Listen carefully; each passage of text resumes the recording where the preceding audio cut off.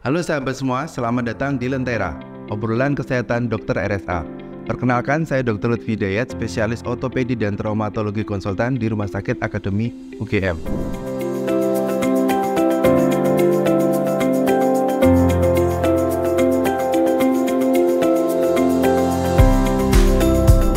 Hari ini kita akan membahas beberapa pertanyaan yang sering ditanyakan, yaitu mengenai osteoartritis. Mari kita ikuti.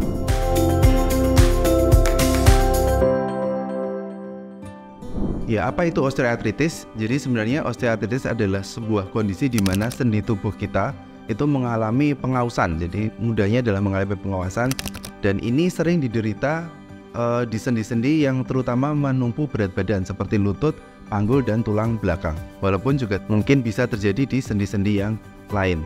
Siapa saja yang sering menderita? Ya, biasanya kasus ini diderita oleh orang-orang yang usianya sudah lanjut atau orang yang pernah memiliki penyakit di sendinya, misalnya mengalami kecelakaan atau infeksi atau cedera lain yang melibatkan sendinya.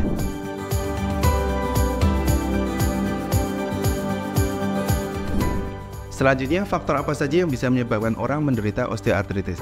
Ada beberapa hal yang bisa menyebabkan orang menderita osteoartritis. Yang pertama, mungkin hal-hal yang tidak bisa kita kendalikan. Misalnya adalah usia. Jadi semakin tua usia kita, resiko untuk mengalami osteoartritis juga semakin besar. Yang kedua, jenis kelamin. Putri atau wanita memiliki resiko untuk mengalami osteoartritis lebih besar dibandingkan pria. Faktor-faktor lain adalah faktor-faktor yang mungkin bisa kita kendalikan. Di antaranya mungkin satu adalah berat badan, jadi obesitas. Jadi pasien dengan obesitas itu memiliki resiko menderita lebih besar karena orang yang obesitas memiliki beban yang lebih berat pada sendi-sendinya. Faktor-faktor lain yang mungkin juga terjadi adalah infeksi, mungkin bisa disebabkan oleh TBC atau infeksi yang lain. Yang kedua juga riwayat adanya cedera atau trauma yang melibatkan sendi.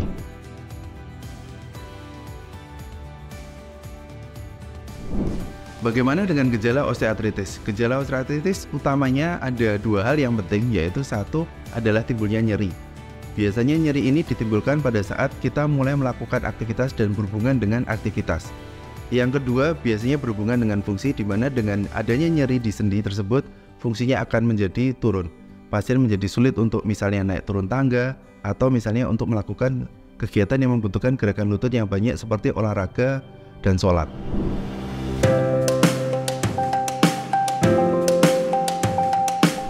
Bagaimana kita bisa mencegah osteoartritis? Jadi prinsipnya osteoartritis itu yang bisa kita lakukan tidak bisa mencegahnya 100%, tapi kita bisa memperlambat progres atau kecepatan dari keparahan penyakit tersebut begitu. Bagaimana caranya? Satu, untuk mendapatkan sendi yang sehat, kita harus tetap menggunakan sendi dengan baik, yaitu dengan cara berolahraga dan beraktivitas fisik yang cukup. Yang kedua, menjaga berat badan, di mana kita ketahui sendi yang terkena adalah sendi yang mendukung berat badan. Jadi di mana berat badan kita berlebih, beban sendi kita akan makin meningkat, dan akhirnya progresivitas dari osteoartritis ini akan menjadi lebih cepat. Kemudian yaitu yang terakhir adalah mungkin memperkuat otot-otot di sekitar sendi kita, di mana dengan otot yang kuat sendi kita akan menjadi lebih stabil dan risiko kerusakan yang terjadi akan semakin lebih minimal.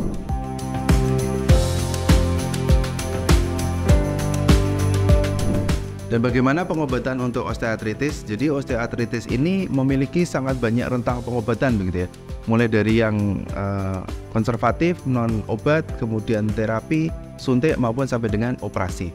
Semua itu didasarkan oleh satu, keluhan pasiennya, yang kedua gambaran yang kita terima dari ronsen. Jadi pertama biasanya yang akan kita sarankan adalah fisioterapi. Gitu. Kita akan pertahankan fungsi lutut atau fungsi sendi yang terlibat supaya menjadi lebih baik. Yang kedua, mungkin bila diperlukan baru obat-obatan, terutama untuk mengurangi rasa sakit. Selanjutnya, bila kurang efektif, mungkin kita bisa lakukan terapi yang lain seperti injeksi ke dalam lutut yang bisa berupa satu mungkin anti nyeri, yang kedua mungkin viskosuplementasi kalau orang istilahkan ganti oli, dan yang ketiga mungkin yang sekarang sedang berkembang adalah regenerasi, yaitu bisa menggunakan PRP atau platelet rich plasma.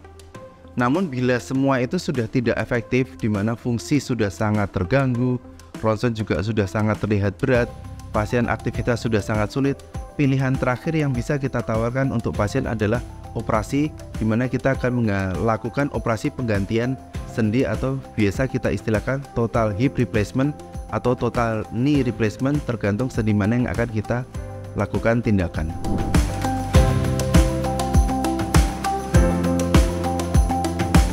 Apakah itu operasi penggantian sendi atau yang biasa kita sebut total hip atau total knee replacement, yaitu adalah sebuah operasi di mana kita akan melakukan tindakan pada sendi Anda yaitu panggul ataupun lutut, dan kita akan mengganti permukaan sendi Anda menggunakan implan, dan harapannya dengan penggantian tersebut sendi Anda akan menjadi mulus kembali dan bentuk atau alignment dari anggota gerak Anda akan menjadi lurus kembali sehingga sendi bisa digunakan lebih baik.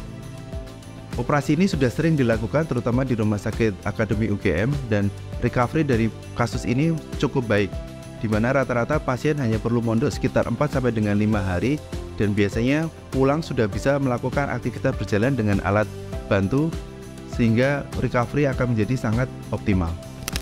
Demikian penjelasan saya mengenai osteoartritis, semoga bermanfaat bagi saudara-saudara semua. Terima kasih sudah bergabung dengan channel Kesehatan RSA. Tetap aktif dan tetap sehat untuk diri kita dan juga saudara-saudara terkasih kita. Terima kasih.